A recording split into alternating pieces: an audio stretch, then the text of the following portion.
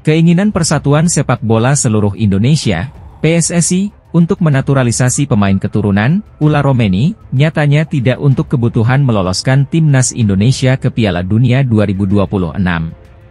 Hal itu diketahui dalam paparan Menteri Pemuda dan Olahraga, Menpora, Dito Aryo Tejo dalam rapat kerja, Raker, dengan Komisi X DPR RI di Jakarta, Senin, 3 Februari 2025.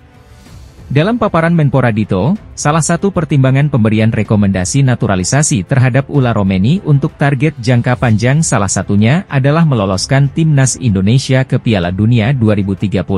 Dari 11 poin pertimbangan yang disampaikan Kementerian Pemuda dan Olahraga, Kemenpora, tidak ada target untuk lolos Piala Dunia 2026 dalam pertimbangan memberi rekomendasi naturalisasi penyerang 24 tahun milik Oxford United tersebut.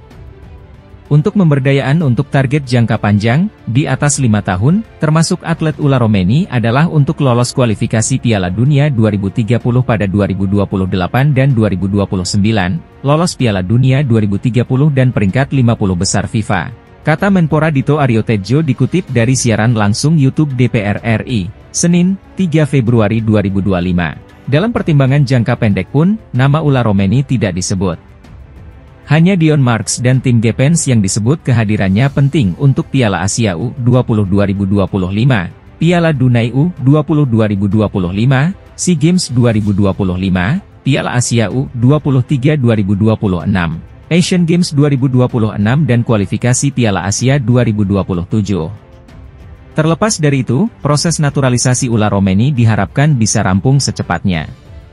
Kehadirannya dibutuhkan timnas Indonesia untuk menghadapi lanjutan grup C putaran ketiga kualifikasi Piala Dunia 2026 zona Asia pada Maret mendatang. Sebelum pengajuan naturalisasi Ula Romeni, tim Gepens dan Dion Marks dibahas DPR RI, PSSI berharap proses sumpah perwarganegaraan, sumpah WNI, ketiga pemain bisa berlangsung pada 8 Februari 2025 di luar negeri.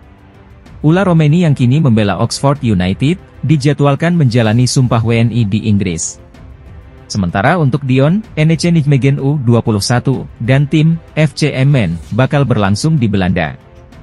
Khusus Ula Romeni, sang pemain diharapkan bisa menjalani debut saat timnas Indonesia bertandang ke markas Australia di Sydney pada 20 Maret mendatang. Kehadiran Ula dianggap penting lantaran timnas Indonesia kerap memiliki masalah penyelesaian akhir di lini depan meski sudah memiliki dua penyerang naturalisasi yakni Ragnar Oratmangoen dan Rafael Struijk. Erick Thohir memiliki ambisi besar untuk sepak bola Indonesia. Menjabat sebagai Ketua Umum PSSI, ia bercita-cita membawa timnas Indonesia tampil di Piala Dunia dalam periode 5 tahun kepemimpinannya. Saat ini, timnas Indonesia masih berjuang untuk mewujudkan mimpi tersebut dengan bersaing di babak ketiga kualifikasi Piala Dunia 2026 zona Asia. Tim Garuda memiliki 4 pertandingan tersisa untuk menentukan nasib mereka. Jika gagal menempati posisi 2 besar grup C, masih ada peluang lolos melalui jalur peringkat 4 besar terbaik. Demi menggapai target tersebut, Erick Thohir membuat keputusan besar pada Januari 2025. Ia memilih untuk mengganti pelatih timnas Indonesia, Shin Tae-yong, dengan legenda Belanda, Patrick Kluivert. Keputusan ini menimbulkan pro dan kontra di kalangan pecinta sepak bola tanah air. Dalam wawancara bersama kanal YouTube The Highway, Erick Thohir menegaskan ambisinya untuk membawa Indonesia kembali tampil di Piala Dunia. Ia juga menegaskan bahwa kesuksesan sepak bola Indonesia tidak bisa diraih sendirian. Dukungan dari berbagai pihak menjadi kunci utama dalam membangun sepak bola nasional. Selain Piala Dunia 2026, Erick juga menargetkan Indonesia bisa tampil di Piala Dunia 2030.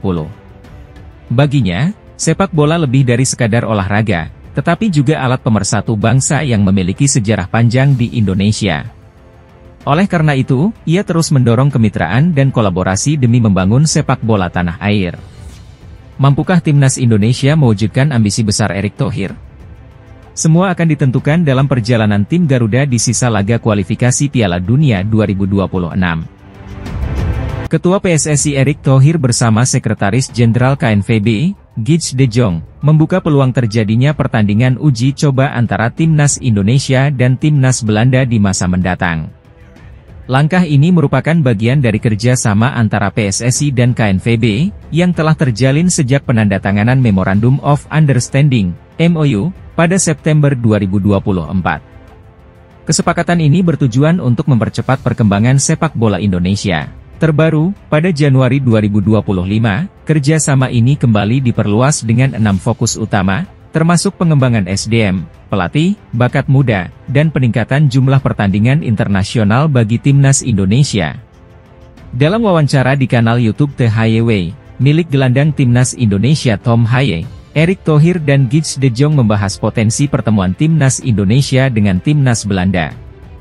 Soal itu, termasuk ke dalam beberapa diskusi yang kami lakukan, ujar Erick Thohir. Gij De Jong pun menimpali bahwa wacana ini sudah sering didiskusikan. Namun, ada beberapa kendala yang perlu diperhatikan. Tidak mudah karena jadwal pertandingan, dan juga dengan perbedaan zona waktu. Saya pikir itu akan sangat bagus, kata Gij De Jong. Sejauh ini, satu pertemuan antara Indonesia dan Belanda sudah pernah terjadi, namun bukan di level Timnas Putra. Pada 25 Oktober 2024, Timnas Indonesia Putri harus mengakui keunggulan Timnas Belanda Putri dengan skor telak 0-15. Selain laga uji coba tim senior, kerjasama antara PSSI dan KNVB juga mencakup pengembangan berbagai sektor dalam sepak bola Indonesia.